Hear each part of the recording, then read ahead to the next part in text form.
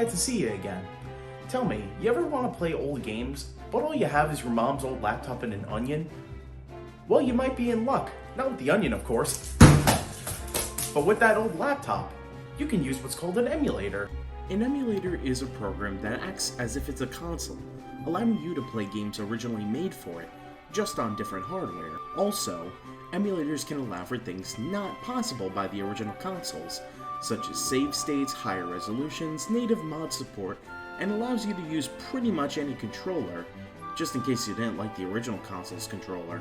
Now, an emulator isn't something that's solely for video games. You can emulate things like operating systems with things like VirtualBox.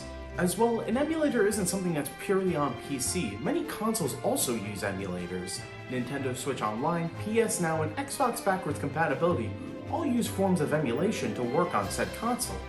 As well, there's also unofficial emulators out there such as Dolphin, RPCS3, and Yuzu. You can pretty much emulate any console up to the Switch and PS4. Although many years ago, emulation isn't what it was today. Yeah, emulators used to be known for not exactly being one-to-one with consoles.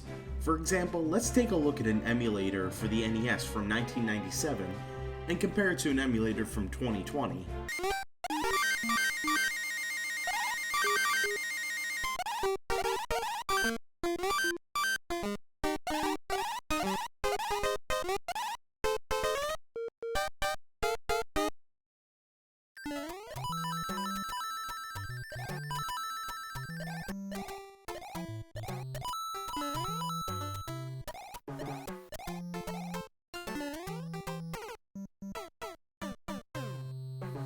Good God, I'm surprised the game didn't combust from being on that old-ass emulator. You know, funnily enough, even the idea of just playing an old game on your computer really has sparked a lot of debate within the gaming community. The simple idea of just playing a game not on original hardware gets people riled up for some reason. Yeah, that's the controversy alarm. Pretty much goes off whenever I talk about something controversial. Basically, this thing goes off all the damn time. Alright, much better. But why is there so much debate on emulators? Well, let's take a look. So first off, let's talk about what emulators add that original consoles can't do. Number 1. High definition resolutions. So obviously most emulators add high resolutions the original console can't do, like 720p, 1080p, 4K, and even 8K if your computer was made by NASA.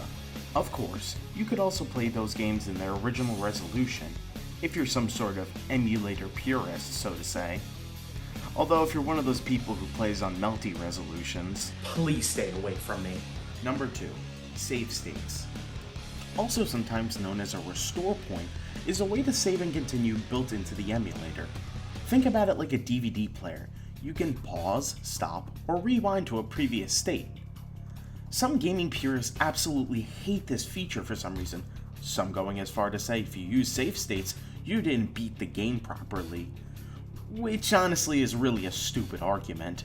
Most people use save states as a way to save, to pick up the game for another day. But some games are honestly just bullshit, and a save state makes the game a lot better. Cough cough, lost levels. Number 3. Modding/translations. So obviously not every game comes out in America, but a lot of English-speaking fans want to play those games. How is this solved, you ask? A fan translation, most popular of which being Mother 3, the last in the Mother series, also known as Earthbound in America, famously known for not being released outside of Japan. Come on, Reggie, give us Mother 3! How about this instead? Not only do people want to play a game in their preferred language, people also like to mod games, making a new experience out of an old game. Popular mods including Super Mario 64 Star Road, Project M, and the fan continuation Project Plus.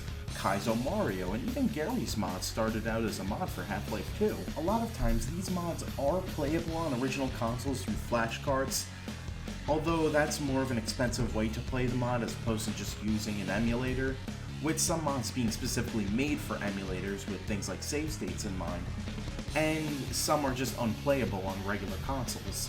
So now you know a bit of what emulators offer. So why do most companies treat unofficial emulation as if it's the devil, when a lot of times they're not selling those games to begin with? Yes, I'm talking about Nintendo, how'd you know? Yeah, I love Nintendo, but my god, do they not understand the modern gaming scene sometimes? I swear, every time I go on the internet, I see articles of Nintendo shutting down ROM sites or fan hacks. Which I always found so odd, right? You know, a lot of developers get their start with ROM hacks, and a lot of times end up working in full game development with major companies.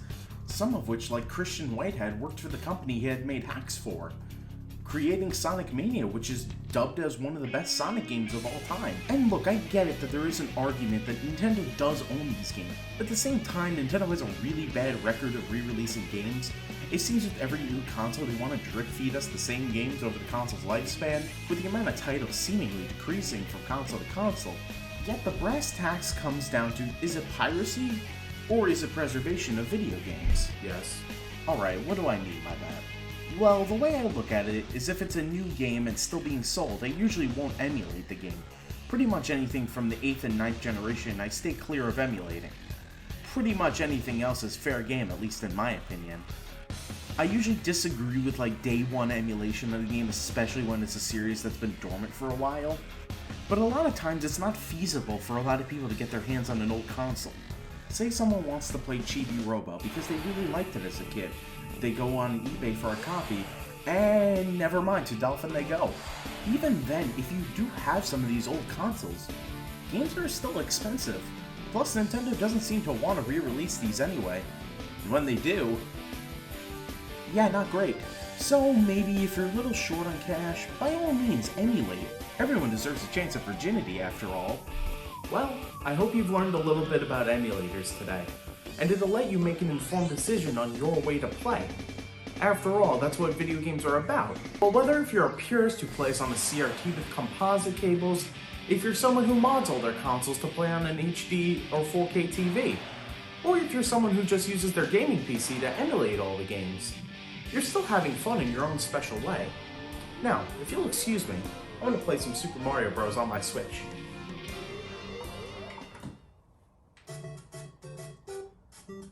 Ah, god damn it.